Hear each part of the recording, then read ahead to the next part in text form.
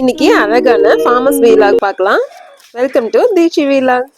இந்த பிளேஸ் ரொம்ப அமைதியா சூப்பரா இருக்கு. அந்த குருவிங்களோட சவுண்டு, கோழி இதனோட சவுண்ட்லாம் கேட்டுட்டு அழகா இருந்தது.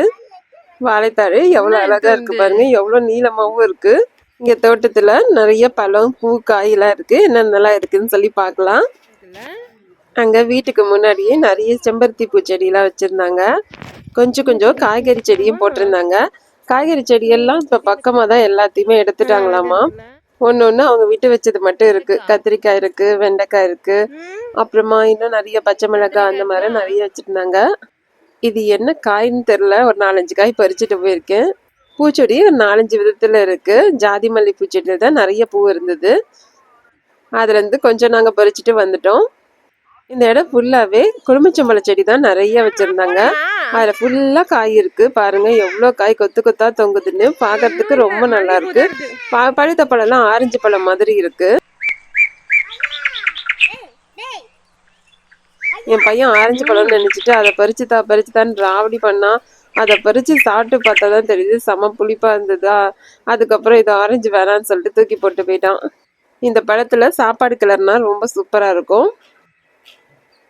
மேலே பாருங்க, பார்க்கறதுக்கு நல்லா ஆரஞ்சு கலர்ல இருக்கு. இந்த இடத்த பார்க்கறதுக்கு கண்ணுக்கெல்லாம் நல்லா குளிர்ச்சியா சூப்பரா இருக்கு. சப்போட்டா பழம் நிறைய இருந்தது.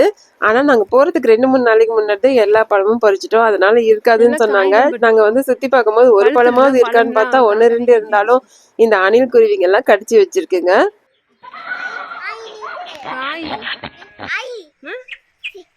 ஆரஞ்சா பறிக்கலாமா? மீதி எல்லாமே காயாதான் இருக்கு. என் பையன் பழத்தெல்லாம் பார்த்த உடனே எனக்கு அதை பறிச்சுதா இதை பறிச்சுதான்றான். ஆனா எதுவும் ஒண்ணு கூட பறிச்சு தரத்துக்கு இல்ல. இங்க பாரு, இந்த இது எடுத்துட்டா எல்லாமே எதுவுமே பழுக்கல. பட்டோ புடு குடுனா நான் எதை கொடுக்கறது? அடி வாங்க பாரு.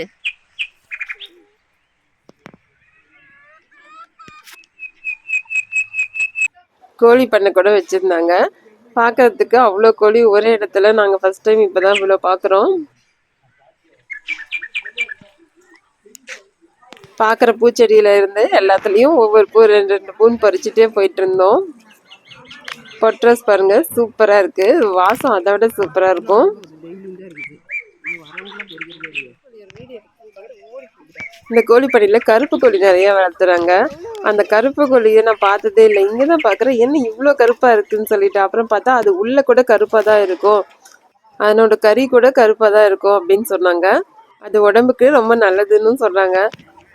மீதியெல்லாம் நாட்டுக்கோழியும் கொஞ்சம் கிராஸ் கோழியும் நிறைய வச்சுருந்தாங்க. அதுக்கு எல்லாமே தீனிலாம் போட்டுட்டு நாங்கள் சுற்றி பார்த்துட்டே இருந்தோம். வர வழியில் கொய்யாக்காய் மரத்தை பார்த்தோமோ, அதில் நிறையா இருந்தது காய். அப்போ இந்த காயாவது பறித்து பசங்களுக்கு கொடுக்கலாமேன்னு சொல்லிட்டு பறிச்சுட்டு வந்துட்டோம்.